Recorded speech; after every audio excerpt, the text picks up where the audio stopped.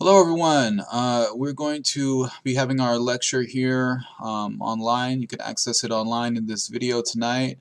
We're going to be talking about the beginning of the Mexican-American War.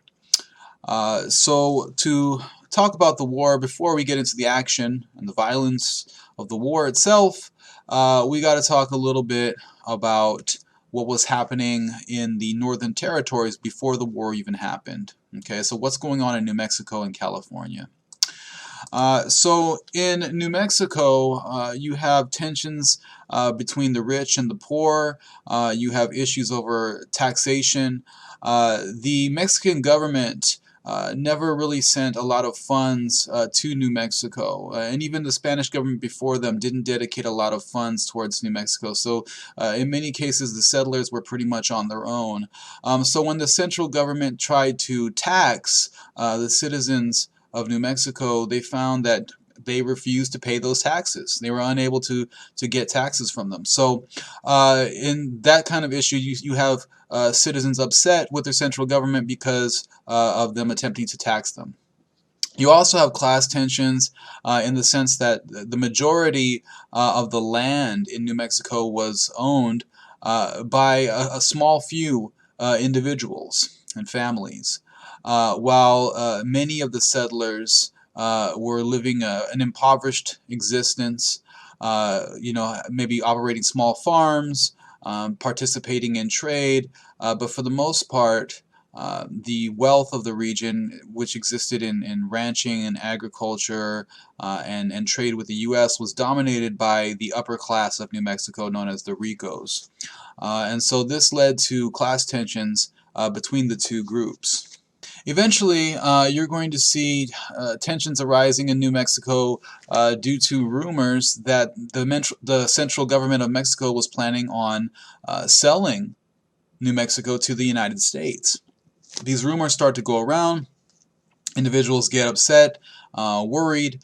They create a petition to the central government against the selling of New Mexico to the United States, and you even start to hear some calls for independence, right? So New Mexicans are actually calling for independence from Mexico because of these rumors about a possible sale to the United States, and they weren't interested. The majority of the lower class citizens of New Mexico were not interested in New Mexico becoming a part of the United States. Some of the upper class individuals were probably okay with that, but not the majority of the lower class. So you hear calls for independence, but nobody actually acts on it. There's no actual rebellion against Mexico, but there is political turmoil going on in the region because of these rumors about New Mexico being sold to the United States, possibly. Going over to California, you do have an actual revolt take place where you have the Californios, right, Mexican citizens in California, revolting against their governor, who was appointed by the central government in Mexico City. California already had a history of rebelling against government-appointed governors who were sent from Mexico to govern California. So when you have General Mitchell Torrena, Manuel Mitchell Torrena, taking over as governor appointed by the central government in Mexico, you're going to have a lot of individuals in California upset about this. And why are they so upset about this appointed governor? Because he brought with him an army of former convicts. And these convicts caused a lot of problems when they arrived there in California. They were involved in raping, looting, right, stealing. And so the settlers there in California were very upset with the rule of this general, Mitchell Torrena, who took over California, and he was appointed by the central government in Mexico. Eventually, the Californios decide to rebel against Mitchell Torrena and get him out of office, basically. So this turns into an actual physical violent rebellion. And it takes coordination in both Northern California with rebels in Southern California. So in Northern California, you have Jose Castro leading a group that will rebel against Mitchell Torrena, and Mitchell Torrena, the governor, will bring his army of convicts and face off against this rebel group in the north, in Northern California. Mitchell Torrena will actually have a victory there in the north, and then from there he'll travel down to Southern California to put down the rebellion that's happening in Southern California, which is led by Juan Bautista Alvarado. But when Mitchell Torrena gets to Southern California, him and Alvarado's group will meet and clash, and ultimately Mitchell Torrena will submit and agree to leave California. So he basically gives up the post as governor in California. And so you have a successful revolt taking place in California, and this is even before the Mexican-American War starts. Now, the revolt wasn't to make California independent from Mexico. No, it's just that the Californios wanted to govern themselves. They wanted an actual person, a settler from California. In this case, it's a person by the name of Pio Pico who takes over as governor after Mitchell Torrena is forced out of office. So they mainly just wanted one of their own to govern them because they would have the interests of the Californios in mind instead of the interests of the central government. Remember, the centralists are in control during this time, and so basically California wanted more local autonomy. They wanted to govern themselves for their own interests. So Mitchell Torrena is defeated. Pio Pico is the next governor that will take over, and California will remain a part of Mexico. All right, so it'll still be within Mexico, but you don't have an actual, independence revolt taking place, but just a revolt against the governor himself and his army of convicts. Okay, so this is all taking place before the Mexican-American War even starts off. So there's already political turmoil happening in the northern provinces before the U.S. Gets involved. Now, in the United States, there are people, politicians, regular citizens, writings in magazines and newspaper who are talking about the expansion of the United States, territorial expansion. You start to hear the term manifest destiny, which was originally coined by John L. O'Sullivan. And this idea of manifest destiny is basically that the United States is ordained by God to have the right to expand its territory from the Atlantic Ocean all the way to the Pacific Ocean, so pretty much taking over all that territory, including Mexico. Okay, and so this is being promoted by expansionists in the United States who want to expand and gain more and more territory. John L. O'Sullivan, he was an editor for a magazine in Washington, D.C. called the United States Magazine and Democratic Review. And in this magazine, you hear of these people that are promoting territorial expansion of the United States. You'll also see issues of slavery being written about in the magazine, right? So the promotion and maintenance of slavery, trying to maintain slavery in the United States. Other issues that are promoted in this magazine are states' rights. Indian removal from the United States territories. So these basically give you an idea of the mindset of expansionists. Many expansionists are, pro-slavery. Many are in favor of states' rights instead of federal rights over states' rights. Right. So they want to maintain the sovereignty of the states against a more powerful federal government. When we're talking about the Constitution and this establishment of a strong federal government. Well, some individuals wanted the states to maintain a certain level of sovereignty and to have their own rights, and so that they could protect certain things like slavery. And so they wanted to expand. And so a lot of these people who are proponents of slavery were calling for territorial expansion because they wanted to extend slavery into new territories. At this point in time in U.S. history, you have the North and the South pretty much balanced out as far as influence in the federal government goes, in Congress. Right? They pretty much had equal powers. But if you add another state during this time that was either slave or free, then that balance of power would be upset. And if you upset that balance of power, then one side or the other is going to gain an advantage in Congress. All right, so anti-slavery advocates didn't want to extend the territory, because then you're basically going to upset that balance of power between free states and slave states. You're going to see tensions arising between the U.S. and Mexico. What are these tensions about? It's about the border. Okay. At this point, Texas had become a republic independent from Mexico. We talked about the Texas Rebellion last week. And there was this territory that both Texas and Mexico claimed to own. So, for example, you can see, taking a look at this little map, Texas claimed that their border extended all the way to the Rio Grande. All right, and the Rio Grande gives a considerable large amount of territory compared to what the border that Mexico agreed on. Mexico is claiming that the Nueces River is the actual border between Mexico and Texas. So if that's true, from Mexico's perspective, Texas would just be this small little gray portion of the map here on the right-hand side. And so, this is a pretty major border dispute. This lined area here on this map is known as the Nueces Strip.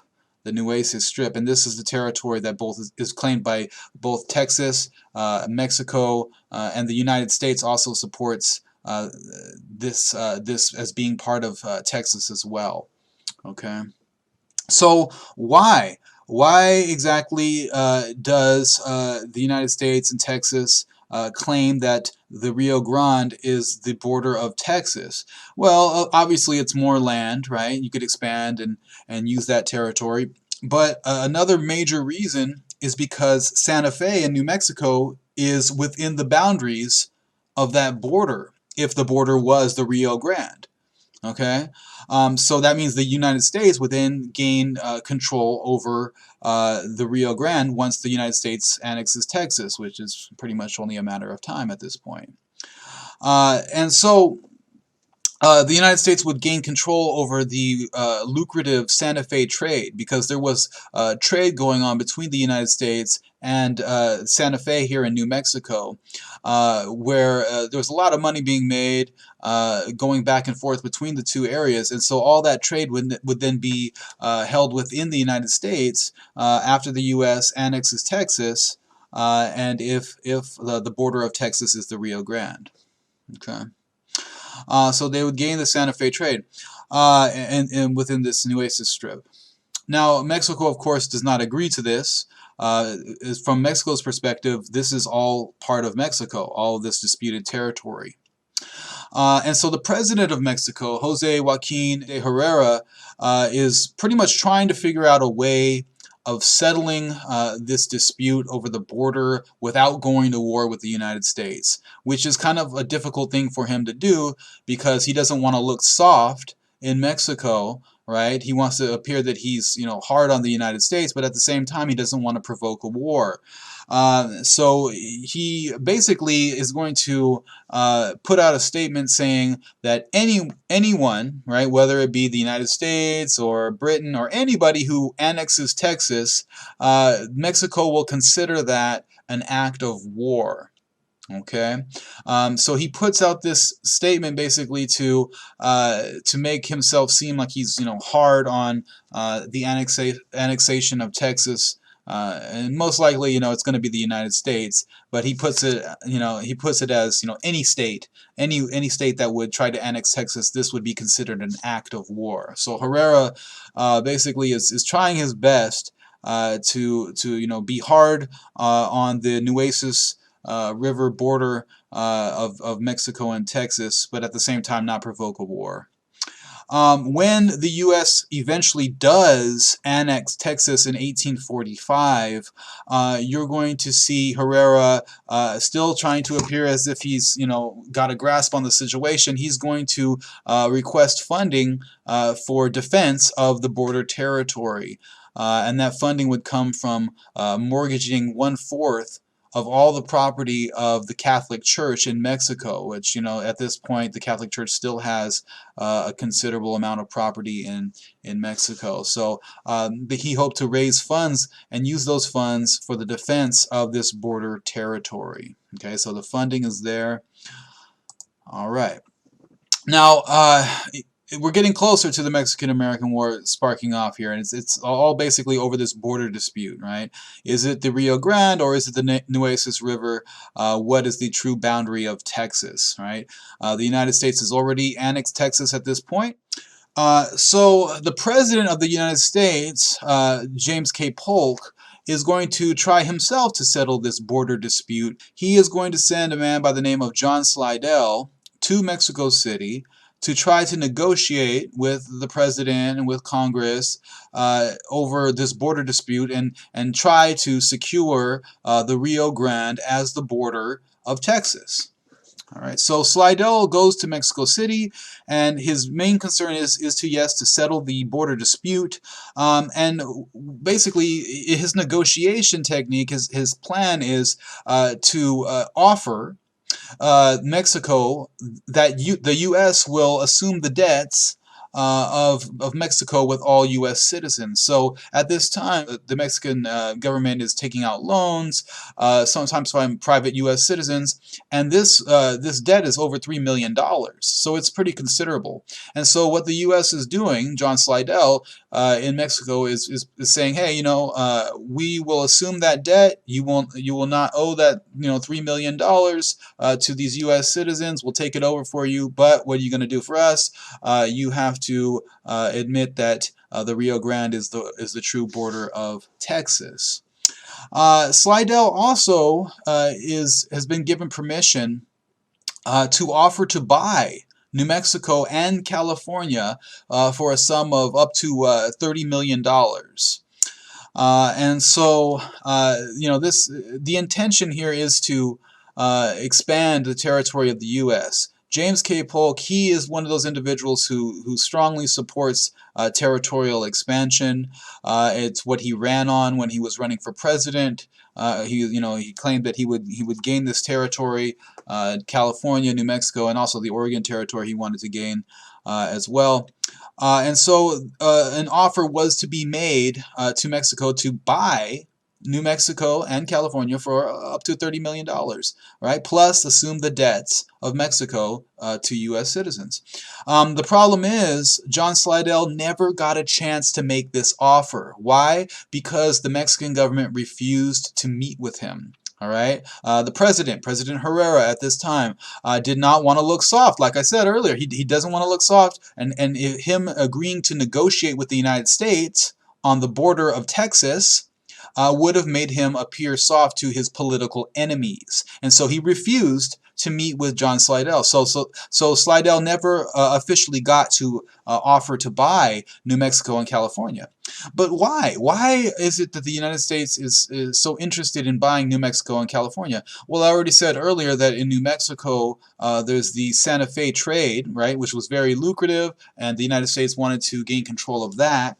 But in California, there's a number of reasons why the United States was interested in the area. For one, there were rumors going around that Great Britain was looking to buy California from Mexico. And so Great Britain, of course, is a rival of the United States at this point. But most importantly, the United States wants to gain control of the ports in California. Right? Very important to control the ports like in San Diego, San Francisco.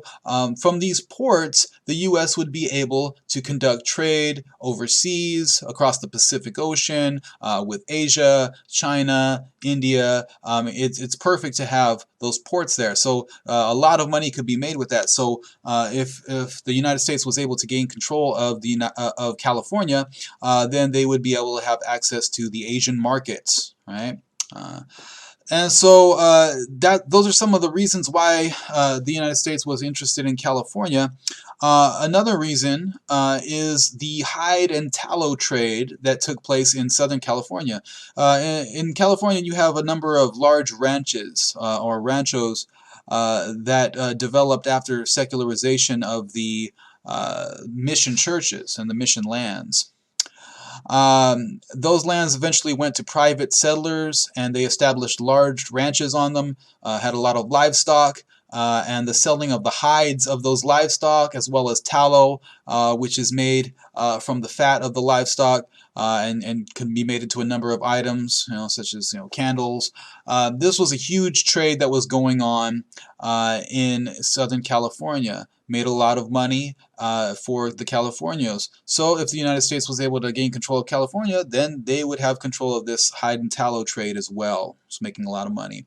And of course, there's a lot of fertile land in California that the U.S. had its eye on, so they were looking to gain control of that agricultural land. So all of these are reasons why the United States would be interested in acquiring California and why they were willing to pay so much money to Mexico in order to obtain California. So we're getting closer to the beginning of the war, right? Tensions are high. The United States is trying to negotiate with Mexico, but Mexico doesn't want to negotiate with them. Why should they? They have no reason to want to sell their territory, especially when it's lucrative territory like New Mexico and California. So things in Mexico spark off when the President Herrera, is overthrown by one of his generals, Mariano Paredes. And that's Paredes right over here. Meanwhile, in the United States, President Polk has decided to send a military unit to protect the Rio Grande border. And he sends this group under General Zachary Taylor down to the Rio Grande area, where they construct a fort known as Fort Texas. Now remember, this is within the disputed territory, right? So technically, Mexico claims this as part of its land, and the United States has no right sending a military group in there. They could consider it an invasion of Mexico, right? So General Taylor brings his group down there, and they set up this fort. And when the new president of Mexico, Paredes, hears about this, he also is going to send a military unit to protect and defend the border. And what happens is there's going to be a shootout between U.S. and Mexican forces, known as the Thornton Affair. The Thornton Affair basically happens when a small detachment led by Seth B. Thornton encounters part of the Mexican military, and they are pretty much ambushed, and a number of U.S. soldiers are captured. Some are killed, but most of them are captured, including their captain, which is Seth B. Thornton. And at this point, when word gets back to the United States about the Thornton Affair, where U.S. troops were killed and captured by Mexican military, this gives James K. Polk his reason for declaring war on Mexico. And so he will basically put it to the U.S. Congress that he wants to declare war on Mexico. After the Thornton Affair, Mexico will cut off diplomatic relations with the United States. James K. Polk takes that as an insult, right? That there's no more diplomatic relations with Mexico. Plus, the Thornton Affair is actual physical violence, and so that's when Polk proceeds to bring his declaration of war to Congress, and Congress will agree after some debate. We'll end off with this beginning part of the war by talking about resistance to the U.S. invasion of New Mexico. So after President Polk declares war on Mexico, U.S. military will be sent out into New Mexico. There will be an invasion. And at first, it seems like it's going to be a bloodless invasion, like there's not going to be any resistance. And partly this is due to the upper class of New Mexico, who was pretty much in acceptance of the U.S. Taking over New Mexico. The upper class there in New Mexico are known as the Ricos. The Ricos, as I said earlier, they owned the majority of the good farmland there in New Mexico. They operated in the livestock ranching industry, and they were also a part of that lucrative Santa Fe trade. Made a lot of money off of that. And so the Ricos had a pretty good relationship with the United States because of their connection to the Santa Fe trade. That's where they made a lot of their money, by trading with merchants from the United States. And so when it comes to their livelihood, it depended more so on their relationship with the U.S. than it did with Mexico. And that's why you don't see the Ricos putting up much of a fight against this U.S. invasion at the start of the Mexican-American War. The Ricos not only made money off of the Santa Fe trade, but they also made money from taxing that trade, tariffs. The government of New Mexico, which was dominated by the Ricos, would tax the imports and exports coming from the United States. So that was a huge source of funds for New Mexico, again, dependent on the United States. They also got all of their weaponry from the United States, from the Santa Fe trade. And so, yeah, they had a strong connection with the U.S., and that's why you don't see the Ricos putting up much of a fight when the U.S. comes to invade. But the opposite end of the spectrum is the lower classes of New Mexico and their reaction. So the lower class settlers in New Mexico, they did not want the U.S. to annex and take over New Mexico. And so you find some of them revolting against this U.S. invasion. So the revolt actually comes from the lower class and not the ruling upper class of New Mexico. So it's the Indians and the vecinos, the settlers, who are going to be responsible for this revolt against the United States as they invade New Mexico. And this is known as the Taos Revolt because it takes place in Taos, New Mexico. And so part of the reason why they were upset, the Indians and vecinos, is because they're afraid that when the U.S. takes over, they're going to start taxing the land titles of the settlers, right? Of the people of New Mexico, and they feared that this taxation would be too much for them to pay. Remember, I was saying how the settlers there are usually pretty poor, and their lands weren't the most productive. And so they feared that this taxation would be too much for them to pay, and that they would eventually lose their lands if the United States took over New Mexico. And so it was this fear of taxation and the loss of land that ultimately led to the Taos Revolt. Right? And so with the Taos Revolt, you're going to have a mixture of vecinos, who are Mexican settlers, and Indians revolting against the United States. They're band together. There's a couple of skirmishes that take place first, and eventually the rebels will go into the mission in Taos and pretty much fight against U.S. forces there. They'll bunker down in the mission at Taos. And fight against U.S. soldiers until the mission is set on fire. And once the mission is set on fire, then the rebels are forced to leave the mission. They scatter. Several of them are captured. When I say several, I'm talking about like 50 of them are captured and killed. And then from there, the rebel movement is pretty much over after the revolt at Taos is put down and crushed by the United States. Some of the leaders of the revolt that had been captured would eventually be put on trial, and they're put on trial for treason, because at this point the United States is claiming that New Mexico is part of the United States, right? And so the revolt is seen as a treasonous act. But for the New Mexicans, it's not treason, because they're actually, part of Mexico. They feel that they're citizens of Mexico, and they're defending their country against invaders. But regardless of their perspective, the United States treats them as acts of treason, and many of the leaders of the Taos Revolt will be ordered to be hanged for treason. Okay, so this pretty much wraps up the lecture portion. You also have your readings for today, so make sure that you complete the readings and know all of that to get yourself prepared for the final. Next week, the college will be closing down its campuses, and so we will have our meetings online. We will be doing Tuesday's lecture online, so similar to today, you'll find a video of the lecture for Tuesday online. And then your final will be also done online. It'll be set up on Canvas, where there'll be a multiple choice portion of the final, which we will take on Canvas. And then the short answer portion, remember there's 6 questions, and out of those 6 questions, 3 of them will be chosen for the short answer questions. Your answers to those questions will also be uploaded onto Canvas, so you would upload those onto Canvas. You'll see the assignment there on Canvas, basically, that will show you which 3 questions have been chosen for you to answer, and then it'll be up to you on that Thursday to upload your answers to those questions.